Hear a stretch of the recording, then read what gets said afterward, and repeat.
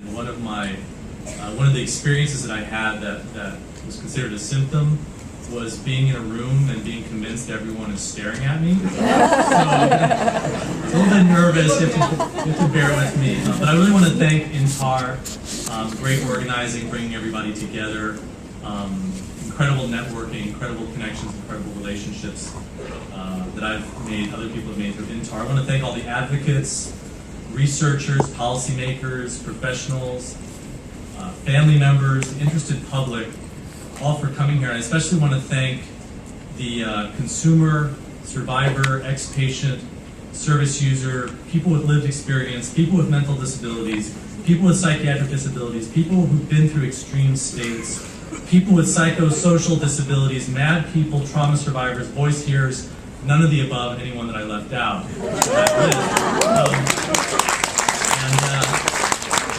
I'm going to tell you a little bit about my experience. I want to encourage you to stay. There's a speak out today at 6:30, right, or 6 o'clock.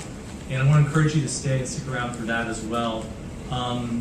Naming and language is a really important part of what we work on when we're creating alternatives to psychiatry and mental health alternatives. The power to name someone's experience, the power to discount someone's experience is really central to what we're trying to change. So I think it's important to recognize the language and the fact that we don't actually have set language for how to talk about these issues. Actually, I would suggest is a positive thing, because it creates more of a dialogue and makes it a bit more dynamic and open. So if you weren't named in my laundry list of people I'm welcoming, then I'll try and expand the list next time or something. So I also want to recognize my colleagues from the Freedom Center and the Icarus Project. Hi, Freedom Center and Icarus Project folks.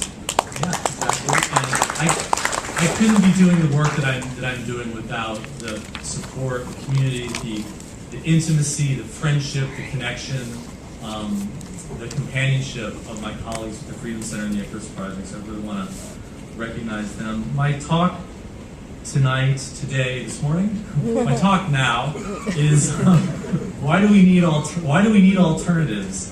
Why are we here? What is the meaning of life? So I'll try and make it really short. I'll try and really narrow my interests. I mean, I also am really interested in climate change and the prison industrial complex, but I'll try and narrow it down, keep it brief. So essentially, why we need alternatives and why we're here is because the social response when someone calls the authorities or calls a doctor or calls a service provider, the social response to people who are considered to be having a mental health, psychiatric, emotional crisis, that response is harming too many people. And it's because of this harm that patients want alternatives to the way things are being done. Family members also want alternatives. It's a human rights issue. Human rights advocates are very concerned about compliance, especially with the Convention for the Rights of People with Disabilities, that the International Convention that was just signed by President Obama, now the U.S. is party to. There are reasons of economics for why we want alternatives. Alternatives are actually cheaper. We're spending way too much money on crisis and hospitalization. We're creating one of the most important issues around why we want alternatives is from a medical perspective. The results that we're getting from the treatments that we're providing, from the social response, are actually really miserable results. We're not solving people's distress and problems. We're creating actually more problems. We're creating chronic problems for people. There's a question of medical ethics and honesty. The basic principle of do no harm is being violated with the mental health system as it exists now. And the need to be honest. We're not honest about what our treatments are, how they affect people, what we know and what we don't know about what people are going through. We're very quick to assume a certain model, the medical model, a biological explanation, and neuroscientific explanation.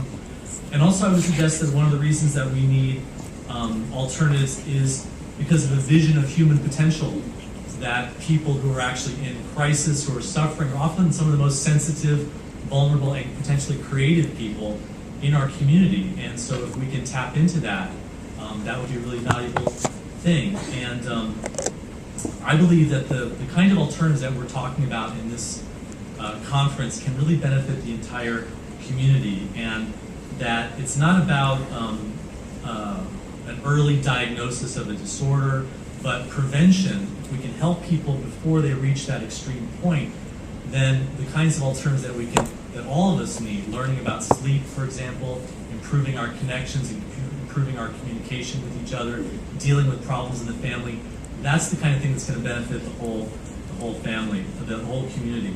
So preventing hospitalization and preventing the crisis buildup to hospitalization is also what we're talking about today.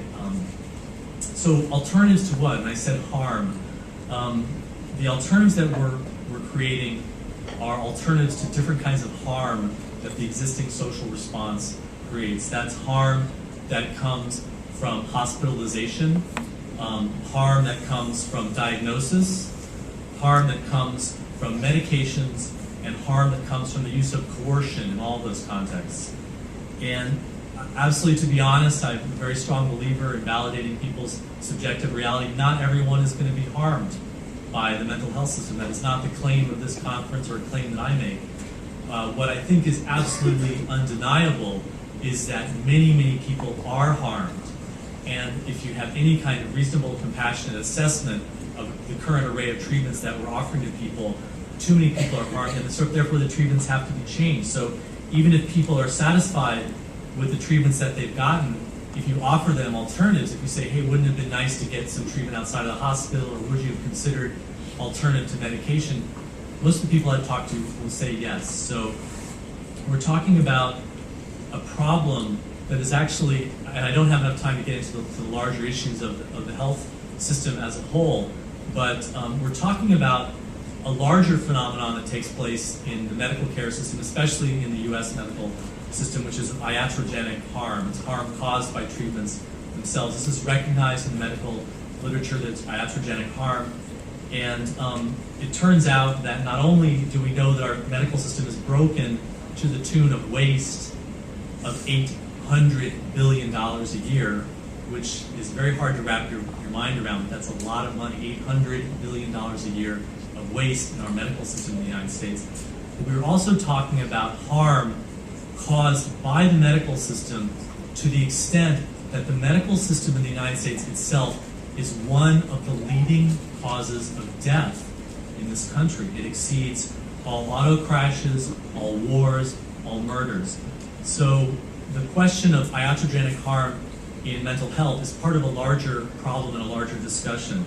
So I don't like to talk about complementary approaches, because it's not about harming people with medication and then offering them some herbal supplements as kind of a complement to that. It's about recognizing that there is iatrogenic harm from the mental health system and how we're actually going to remove the cause of iatrogenic harm by developing alternative approaches, alternative social responses.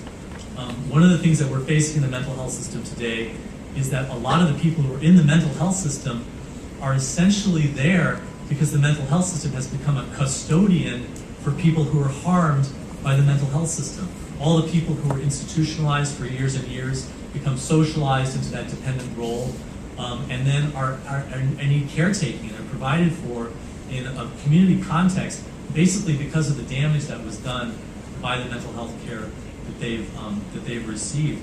And that also takes place with medication. A lot of times people have chronic problems because of medication, and then they become dependent on mental health care because of the consequences of mental health care. So unfortunately, we have a profit model where diseased people are actually a market. So there's actually incentive to have more disease and more problems. So that's a fundamental incentive structure is really messed up in our medical system. So